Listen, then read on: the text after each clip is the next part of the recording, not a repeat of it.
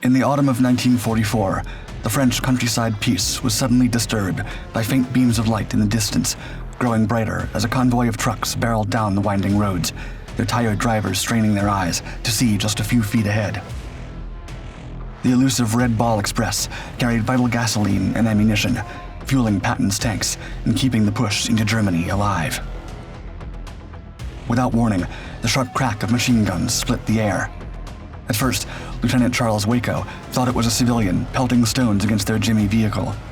But when the whine of a German fighter overhead told him otherwise, he leapt out of his truck, with his men following closely behind. The convoy split apart. The men desperately took cover in the nearby trees, but the mission remained unchanged. The supplies had to reach the front. Without the Red Ball Express, the Allied advance through France was lost. During the first few weeks immediately after the Normandy invasion, the Allies made very little progress against the well-organized and stubborn enemy. By early July, as the Germans continued to hinder every advancement they made while trying to break out of their northern France beachhead, some Allied top brass even feared a return of the dreaded trench warfare. Later in the month, the German front finally cracked. Now, the plan called for Lieutenant General George Patton's Third Army to head west and clear the Brittany ports, while Lieutenant General Omar Bradley and British Field Marshal Bernard Montgomery's men forced the Germans east across the Seine River. However, as the American forces rushed to pursue what remained of the German army, the Allied High Command was surprised at their enemy's rapid retreat. Now, there was one major problem. They began to outrun their supply lines, becoming a critical issue by late August. Ironically, this was due to the Allies themselves, who months before the D-Day assault on June 6th had sent hundreds of aircraft roaming the skies across northern France, utterly destroying the French rail system to prevent the infamous Field Marshal Erwin Rommel from supplying his men on the coast. But if the railroads were useless for the Germans, they were also equally so for the Allies, trapping them in their own military strategy. Further adding to this issue was that because the Germans still held most of the essential channel ports of northern France and Belgium, namely Le Havre and Antwerp, most of the supplies and equipment to the advancing American armies came from the beaches at Normandy, parts of which were still being heavily defended. Soon, Patton's Third Army and Lieutenant General Courtney Hodges' First Army tanks, which consumed an outstanding total of 800,000 gallons of gas per day combined, came grinding to a halt, not because of enemy action, but because there was no gasoline and no logistical system in place to deliver enough quantities. With this, the Allies had to find alternative ways to keep their armies supplied. Within these last desperate days of August, American commanders, led by Brigadier General Ewart G. Plank, brainstormed non-stop for 36 hours and conceived the idea of the Red Ball Express, a massive convoy system designed to rush essential supplies from the Normandy beaches to the advancing front lines. Such a name originated from a railroad phrase to red ball something, meaning to ship it as fast as possible, like an earlier Red Ball Express operation in Britain that sent valuable supplies to the English ports during the early days of the invasion. For this massive undertaking, Lieutenant Colonel Loren Ayers, known as Little Patton, was assigned to oversee the operation. His first task was assembling vehicles and drivers. With insufficient trucks available, he scoured units all over Europe for more and formed provisional truck companies. Soon, any units with available trucks were told to give them up for the Red Ball Express, namely the GMC CCKW, nicknamed Jimmy or Deuce and a Half, a 2.5-ton with a 5-ton cargo capacity. Such a large-scale operation was made possible due to the industrial capacity of the United States, which produced over 2 million trucks during the entirety of the war. Additionally, the Red Ball Express also required contributions from multiple branches, from military police directing traffic, engineers maintaining the roads and bridges, and ordnance teams repairing vehicles. The route set for the Red Ball Express stretched from supply depots in Saint-Lô to La Coupe near Paris. A one-way loop was established because French roads were too congested for two-way traffic, with northbound roads reserved for loaded vehicles. 2 additional highways from the Normandy beachhead to Chartres were set aside exclusively for these convoys. To ensure success, the U.S. Army Transportation Corps Museum established strict rules. Convoys were to consist of no fewer than 5 trucks, each marked with its position and spaced 60 feet apart, traveling at no more than 25 miles per hour. With the plan set in motion, General Planck declared, quote, "Let it never be said that a lack of supplies stopped Patton when the Germans couldn't." Any soldier not involved in critical duties was reassigned as a driver for the operation. This resulted in 3 out of 4 Red Ball Express drivers being African American, reflecting the military's policy of limiting black soldiers in non-combat roles based on assumptions about their abilities, despite their proven service in every major United States war. Through the Red Ball Express, many black soldiers finally had an opportunity to prove their worth in a critical role. Despite many never having driven before the war, they quickly adapted to their training, becoming vital to the operation's success. The urgency of the Red Ball Express was immense, as, according to the Transportation Corps Museum, on average, an American infantry division required 150 tons of gasoline per day. In comparison, an armored division needed 350 tons per day. All-day-long mobility was crucial to this operation, especially because the German army still relied on horse-drawn transport, leading to the operation's official motto being tout de suite, or immediately in French. According to John O'Leary, who served on the 3628th Truck Company, quote, "Patton wanted us to eat, sleep, and drive, but mostly drive."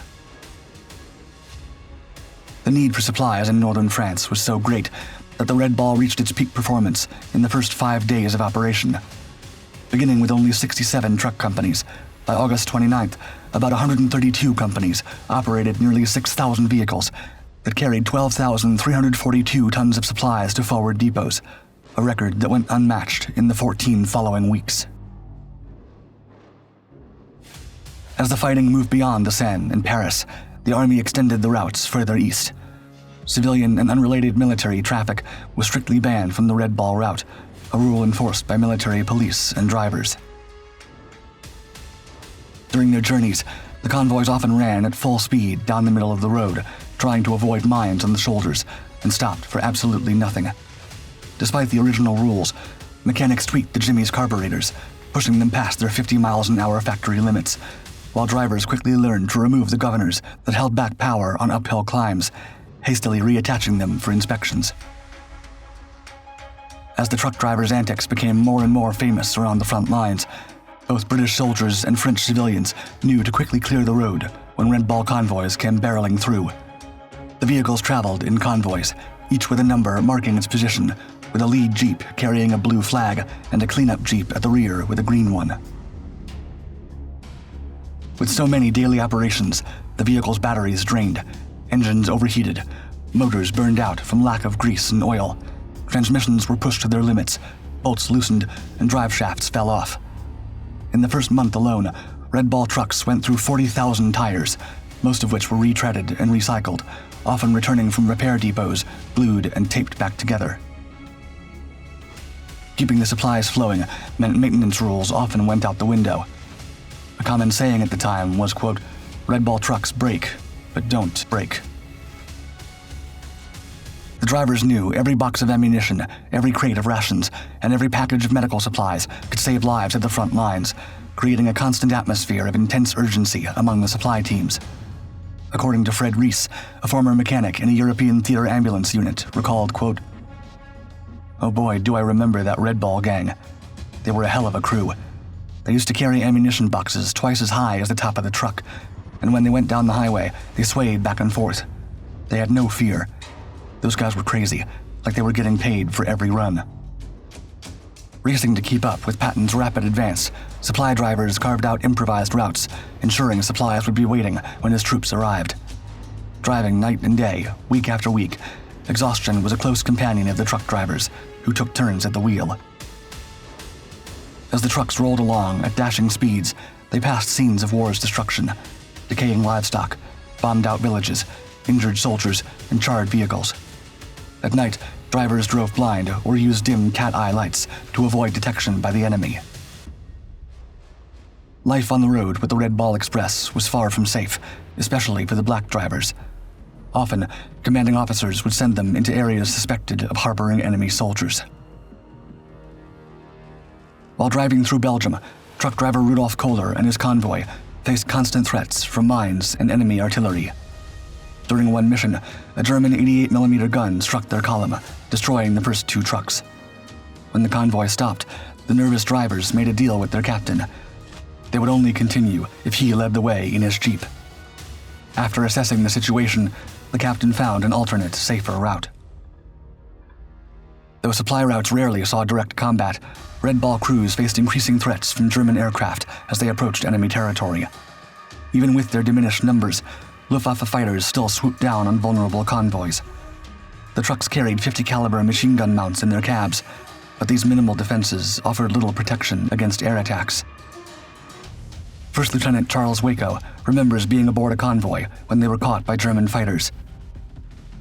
Initially believing the noise was coming from someone flinging stones at corrugated metal, upon realizing it was actually from the clatter of machine guns from above, he leapt out of the vehicle and scattered, along with hundreds of other startled truckers, taking cover in ditches as enemy planes attacked.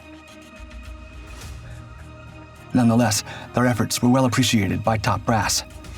In his October 1944 communication to the Red Ball Express, Supreme Commander Dwight D. Eisenhower, who over the past 2 months had witnessed firsthand how the truckers averted a logistical disaster during the Allied push across France, stated, quote, "To the Red Ball Express falls the tremendous task of getting vital supplies from ports and depots to combat troops, when and where such supplies are needed, material without which armies might fail.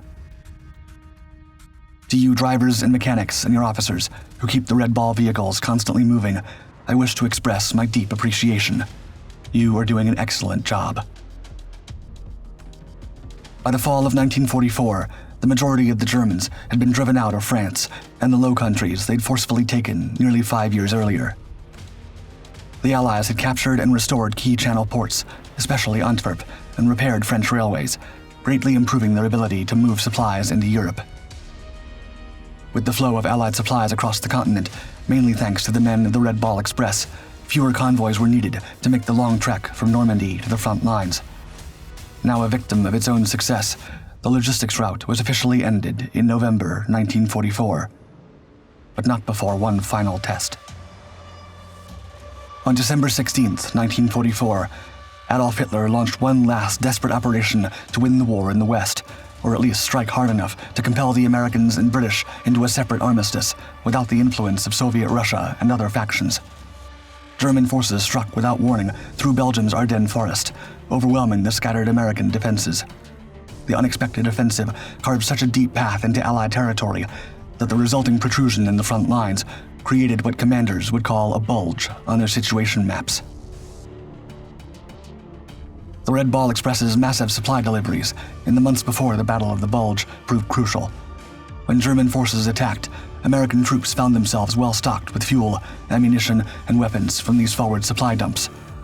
The convoys were also vital for the rapid evacuation of thousands of gallons of fuel from the forward areas, ensuring the fuel stayed out of the hands of the attacking Germans, whose fuel-hungry tanks could have used it to exploit their early significant breakthroughs. Eisenhower ordered the 101st and 82nd Airborne Divisions to converge on Bastogne, Belgium. The Red Ball Express answered the call, rushing thousands of troops to the sector. This rapid deployment of forces proved crucial, as the supply network's efficiency and flexibility helped shift the battle's momentum.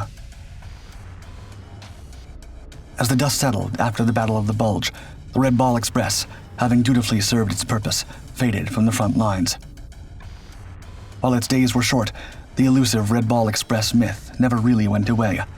In fact, its name was so embedded in the later days of the war, and its nature and logistics so secretive, that most of the men who drove trucks in general, even well after the route's end, always believed they were on a secret logistics mission. According to Welby Franz, a trucking company commander who arrived in France in February 1945, quote, "That's what we were all told." The convoy run was a landmark in the history of military logistics. Originally scheduled to last only 2 weeks, the operation went on for 82 days, the truckers delivering more than 400,000 tons of gasoline, oil, combat materials, and vital provisions to forward operating bases. Despite the challenges and racism they faced nearly every day, the truck drivers of the Red Ball Express, most of whom were African American, kept the supplies flowing often at significant personal risk. And while their contributions weren't always fully recognized at the time, their impact on the war effort was undeniable. A generation later, Colonel John Eisenhower, a veteran of the European theater and son of the Supreme Allied Commander in Europe and later President of the United States, said of the convoys, quote, "The spectacular nature of the advance through France was due in as great a measure to the men who drove the Red Ball trucks as to those who drove the tanks. Without the Red Ball, the advance across France could not have been made."